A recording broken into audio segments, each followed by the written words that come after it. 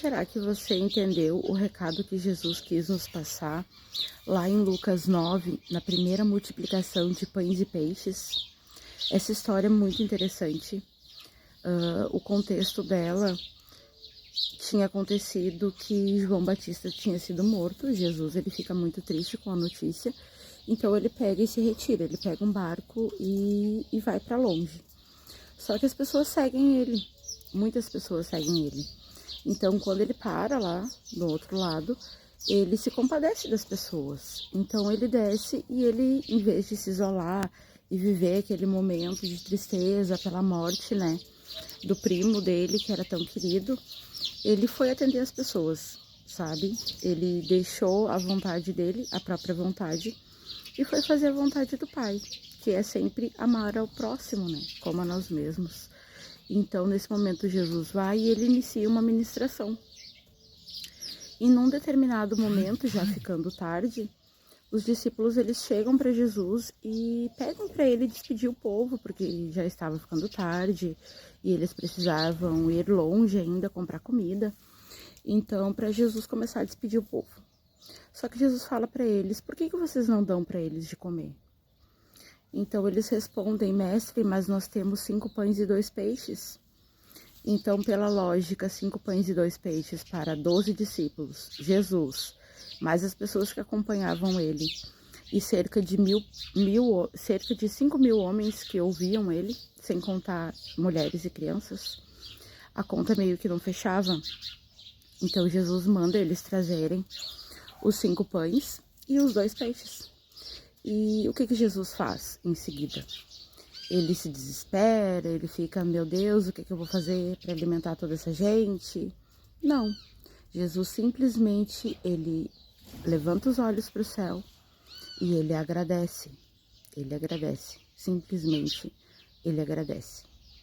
Então, ele começa a repartir os pães e os peixes. E ao contrário do que muitas pessoas pensam, não foi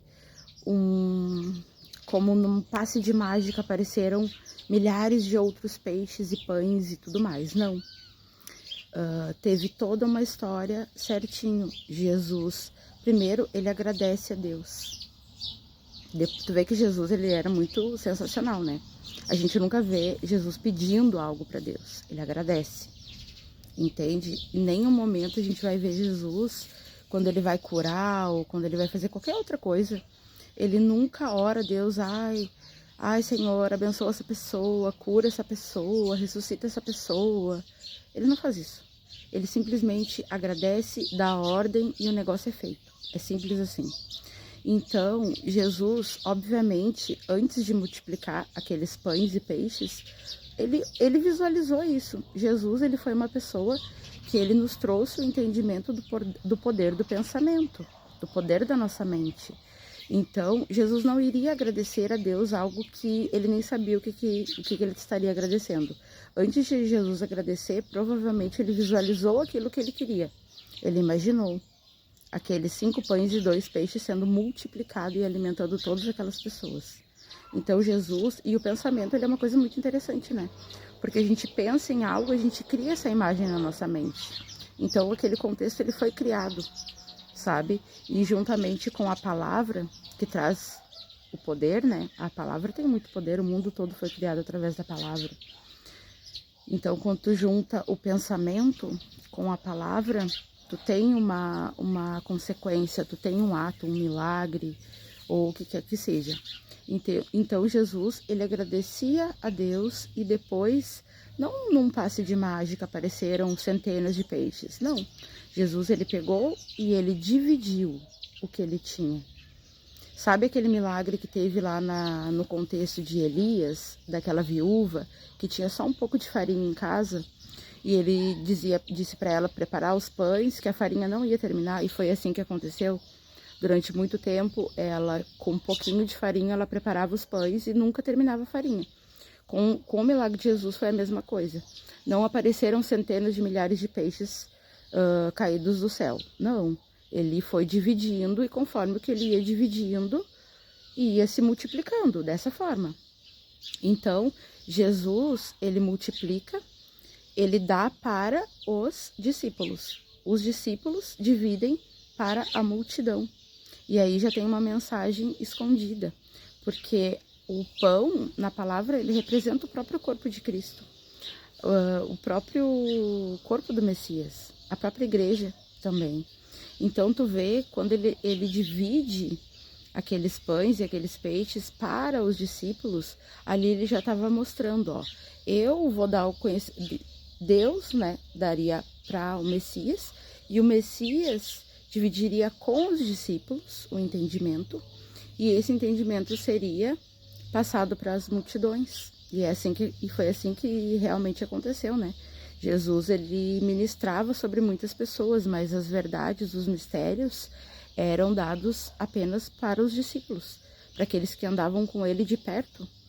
Então, é muito interessante, porque quando a gente pega os milagres, as coisas que Jesus fez, tem um monte de coisinhas, de pequenos detalhes inseridos que a gente vai analisar e a gente vê que até num simples milagre de multiplicar pães e peixes e alimentar muitas pessoas, ele já estava nos deixando uma mensagem espiritual dizendo que ele alimentaria os discípulos, que alimentariam toda a multidão que viria depois.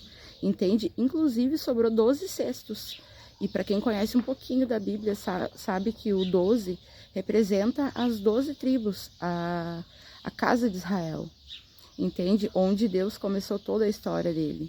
Então, é muito interessante esses detalhezinhos dos milagres de Jesus, que às vezes a gente deixa passar, mas que são muito interessantes.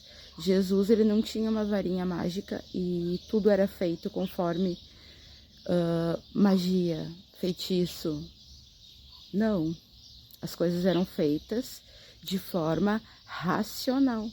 Jesus agradecia, ele mentalizava, ele sabia o que ele queria. Uma vez que ele sabia o que ele queria, que ele imaginava, ele só agradecia. E pronto, tudo aquilo era feito. Agora, por que nós não temos a capacidade de fazer isso? Talvez porque nós não temos uma vida como ele tinha, sabe? De busca da palavra, de estar realmente conectado com Deus. E é por esse motivo que Jesus, ele não orava para fazer os milagres. Mas tu vê sempre Jesus orando no oculto. Entende? Ele ia até o monte orar, ele se retirava para orar. A relação dele com o Pai era dele com o Pai. A relação dele com o próximo era dele com o próximo. Era algo diferente. Jesus tinha temor a Deus. Por isso ele tinha intimidade com Deus, a ponto de apenas dar a ordem e tudo se fazer.